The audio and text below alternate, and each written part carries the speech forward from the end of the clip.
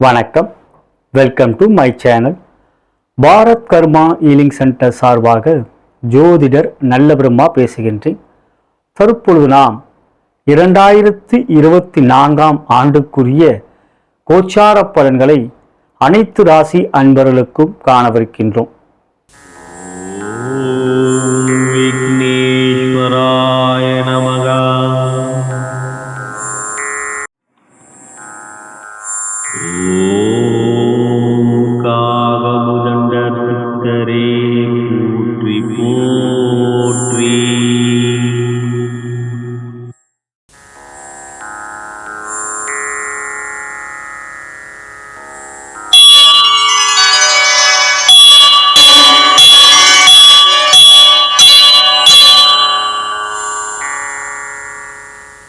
முதலாவதாக மாதா பிதாவை வணங்கி, முன்னோர்கள் மூதாதையர்கள் பித்ருக்களை வணங்கி, குலதெய்வத்தையும் வணங்கி, குருமார்கள் சித்தர்மார்களாகிய பதஞ்சலி சித்தரையும் காகபுஜென்ற சித்தரையும் கருவூரா சித்தரையும் வணங்கி, முதற்கடவுளான விநாயகப் பெருமானை வணங்கி, வாக்தேவி நாவுக்கரசி அறிவுக்கரசி சரஸ்வதி தேவி தாழ் பணிந்து பாதம் பணிந்து வருகின்ற 2024 ஆண்டில் அனைத்து ராசி அன்பர்களுக்கும் சகலவிதமான மேன்மைகள், நன்மைகள், வெற்றிகள், சந்தோஷம் மற்றும் யோகத்தையும் அருள்பாவிக்குமாறு மனதார பிரார்த்தனை செய்து பலன்களை ஆரம்பிக்கின்றேன்.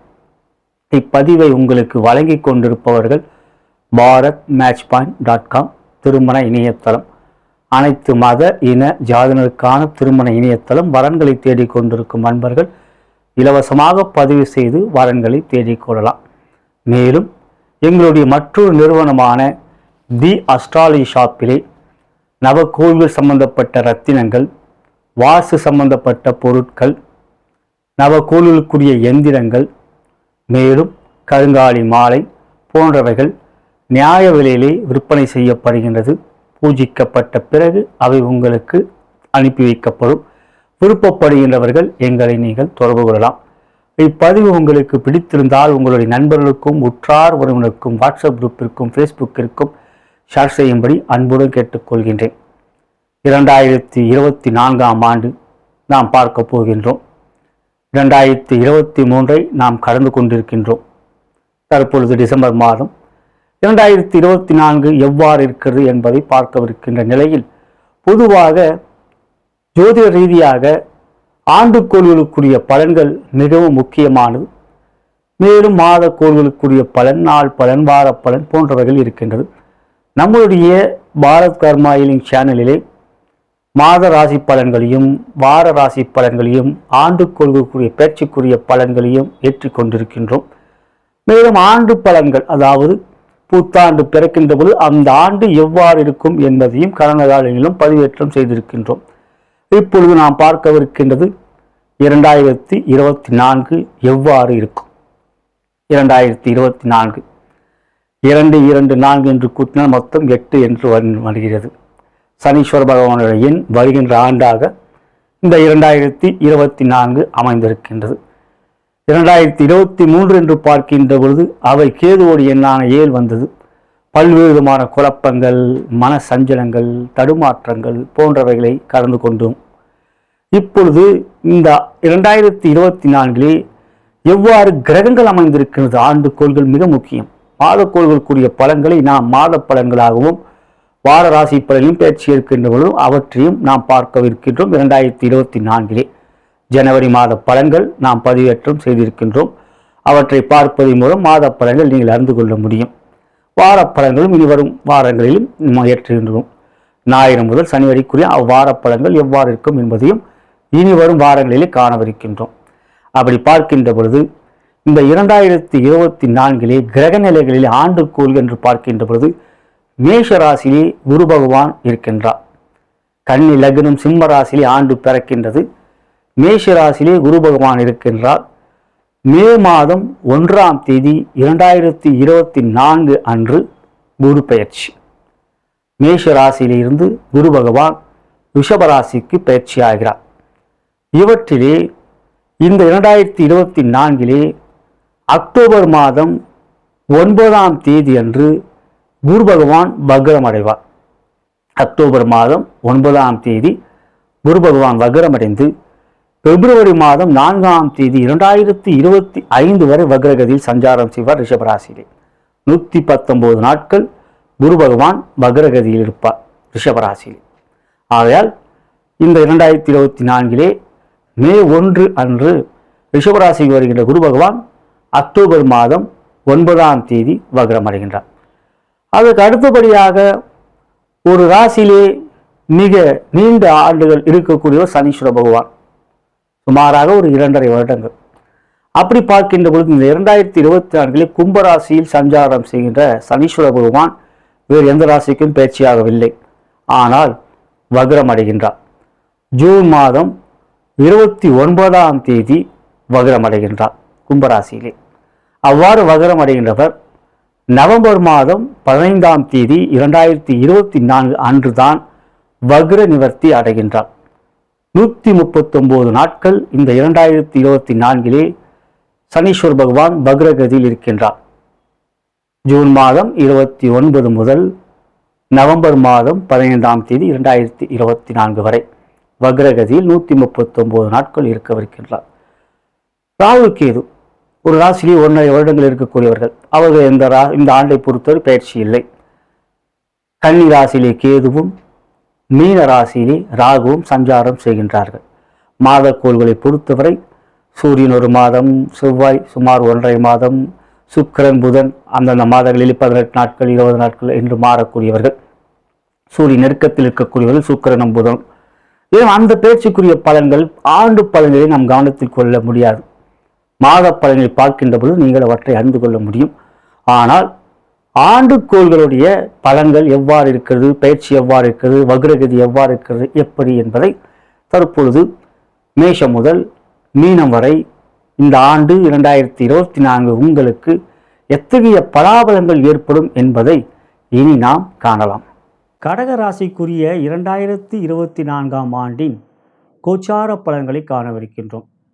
அன்புள்ள கடகராசி அன்பர்களே, எப்பொழுதும் மனம் ஒரு நிலையாகவும் எந்த ஒரு செயலிலும் திட்டமிட்டு செயல்படுவதில் சிறந்தவராகவும் மற்றவர்கள் மீது நம்பிக்கை வைக்கக்கூடிய மனநிலையும் அதே சமயத்தில் குறுகிய நட்பு வட்டாரங்கள் கொண்டவர்கள் நீங்கள்.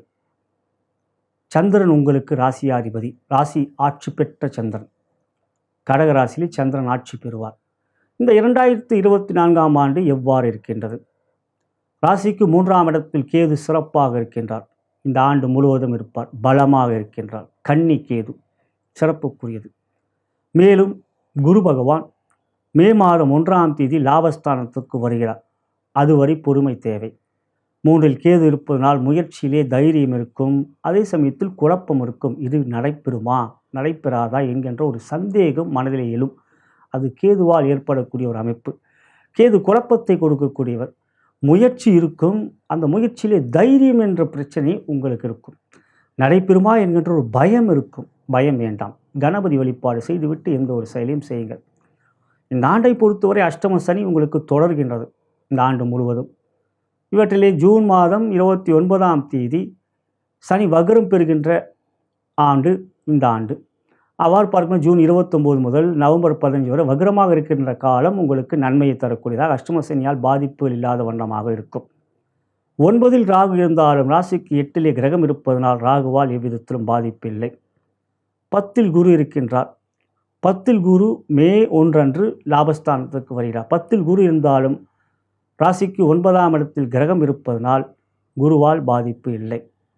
எனவே இந்த ஆண்டை பொறுத்தவரை ராகு குரு போன்றவர்கள் பாதிப்பில்லை. சனியால் பாதிப்பு இருக்கின்றது. சனி 8இல் இருக்கின்றார். சனி 8இல் இருக்கின்ற பொழுது ராசிக்கு 7ஆம் இடத்தில் ஒரு கிரகம் வந்தால் சனியால் பாதிப்பில்லை. மாதக்கூறுகள் வருகின்ற பொழுது பாதிப்பில்லை. இருந்தாலும் சனி வழிபாடு நல்லது.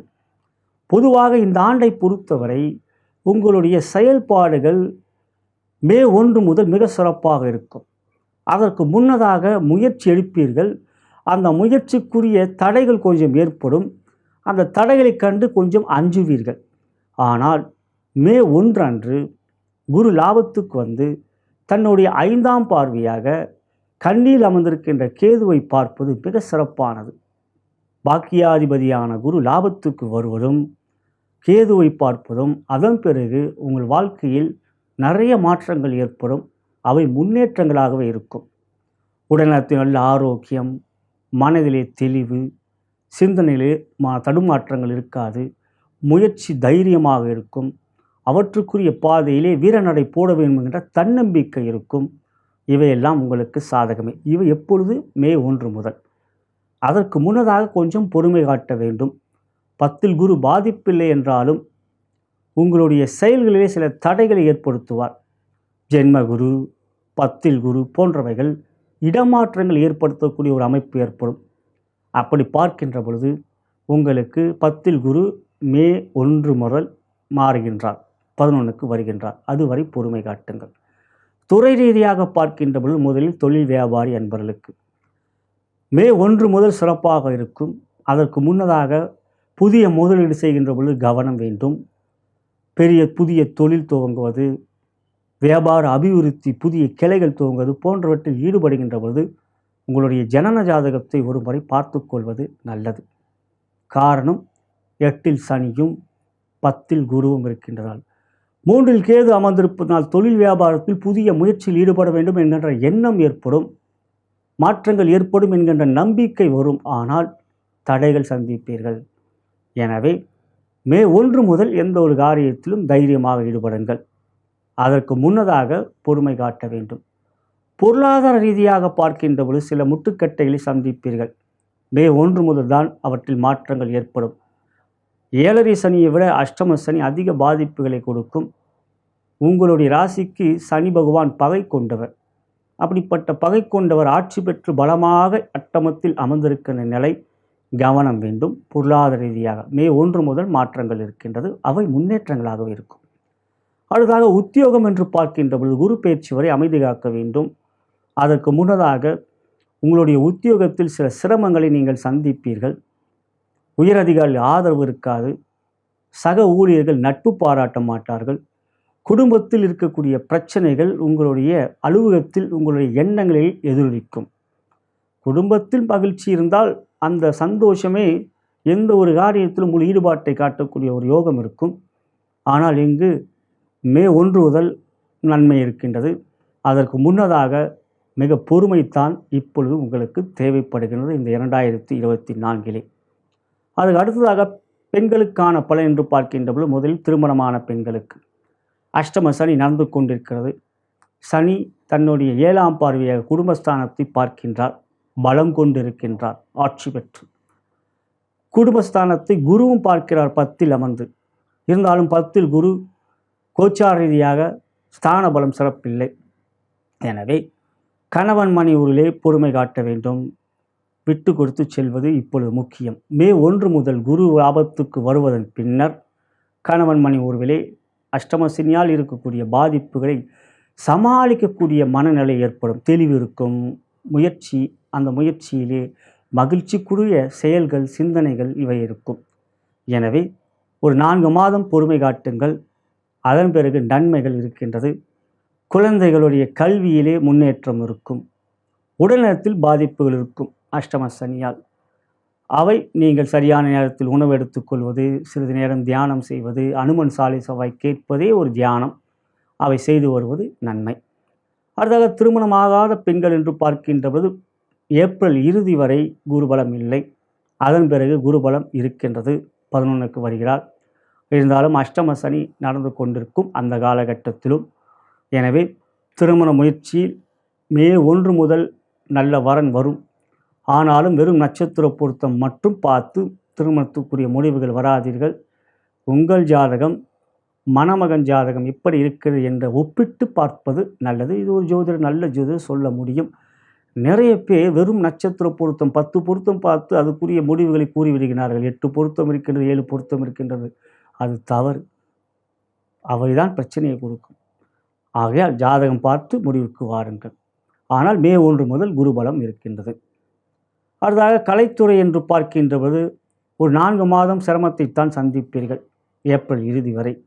அதன் பிறகு சற்று மாற்றங்கள் தான். இருந்தாலும் 3ல் இருக்கின்ற கேது முயற்சியிலே தளரமாட்டீர்கள். மனம் தளராது. கன்னி கேது உங்களுக்குரிய முயற்சியிலே சரியான ஒரு தைரியத்தை கொடுப்பார். ஆனாலும் அஷ்டம சனி நடந்து கொண்டிருப்பதனால் தடைகளை சந்திப்பீர்கள். இருப்பினும் மே 1 முதல் கலைத்துறையிலே நல்ல மாற்றங்கள் முன்னேற்றங்கள் இருக்கின்றது. அதற்கு அடுத்ததாக அரசியல் என்று பார்க்கின்ற பொழுது குரு மாற்றம் ஏற்பட்டாலும் அஷ்டம சனி அரசியலை பொறுத்தவரை மக்கள் தொடர்பிலே பாதிப்புகள் இருக்கும். பதவியிலே பிரச்சனைகளை சந்திப்பீர்கள். உயர் பொறுப்பில் இருக்கின்ற தலைவர்களிடம் பகைமை ஏற்படும். இவை குரு பெயர்ச்சிக்கு பிறகு சில மாற்றங்கள் இருக்கும். முதல் 4 மாதம் மிக கவனம் வேண்டும். இருந்தாலும் இந்த முதல் 4 மாதத்திலே உங்களுக்கு சனி 8இல் இருந்தாலும் ராசிக்கு 7ஆம் இடத்தில் கிரகங்கள் வந்து கொண்டே இருக்கும். சூரியன் வருவார். அதுக்கு பிறகு புதன், செவ்வாய், சுக்கிரன் போன்ற கிரகங்கள் அமர்வார்கள் மகரத்தில். ஆகையால் கோச்சார வேதி அடிப்படையில் அஷ்டம சனியால் பாதிப்புகள் இருக்காது. இருந்தாலும் பதவி விஷயத்தில் கவனம் வேண்டும். இறுதியாக மாணவ கண்மணிகள் என்று பார்க்கின்ற பொழுது இந்த 2024 முழுவதும் உங்களுக்கு அஷ்டம சனி நடக்கின்றது. மே 1 முதல் குரு நல்ல இடத்துக்கு வருகிறார். அந்த நல்ல இடத்துக்கு குரு வருகின்ற பொழுது உங்களுடைய ஸ்தான பலம் குரு பலம் நன்றாக இருக்கும். இருந்தாலும் அஷ்டம சனிக்குரிய வழிபாடு சிவாலயம் செல்ல வேண்டும். சனிக்கிழமை தோறும் சிவாலயம் சென்று குறிப்பாக இரவு குரு சனி ஓரையிலே அல்லது குரு ஓரையிலே சனி பகவானுக்கு எள் விளக்கு ஏற்றுவது, கருப்பு வஸ்திரம் சாத்துவது போன்ற எளிய பரிகாரங்களை செய்து வாருங்கள். சனி பகவானுக்கு மிகவும் பிடிக்கும். உங்களால் அது முடியும். மேலும் தினந்தோறும் கணபதி ஆலயம் சென்று ஒரு 5 நிமிடம் அமர்ந்து கணபதியுடைய காயத்ரி மந்திரத்தை கூறுவது நல்லது.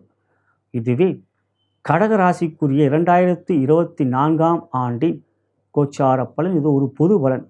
ஆனால் உங்களுடைய ஜனன ஜாதகமே முதன்மையானது.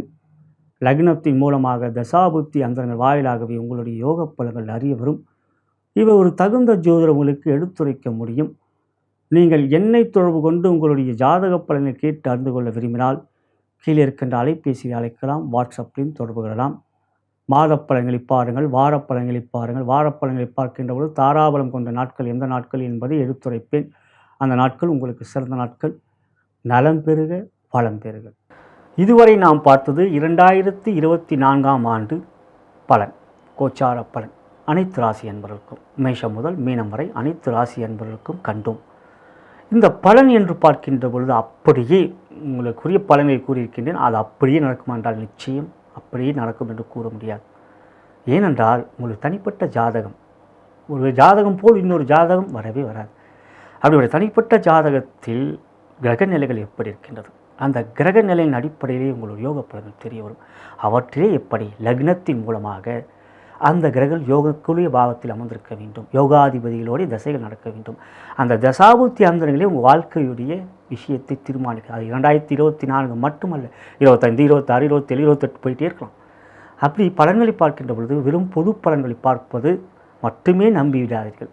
உங்களுடைய ஜாதகத்துக்குரிய பலன்களை பார்க்க வேண்டும். எப்படி நம்ம மருத்துவ செலவுக்கு மருத்துவத்தை பார்த்து நம்ம உடல் பரிசோதனை செய்து கொள்கின்றோமோ அதேபோல் நம் வாழ்க்கையில் இந்த ஆண்டு எப்படி இருக்கும் நம்ம ஜாதக ரீதியாக என்பதை பார்த்து கொள்வதே முக்கியமானது.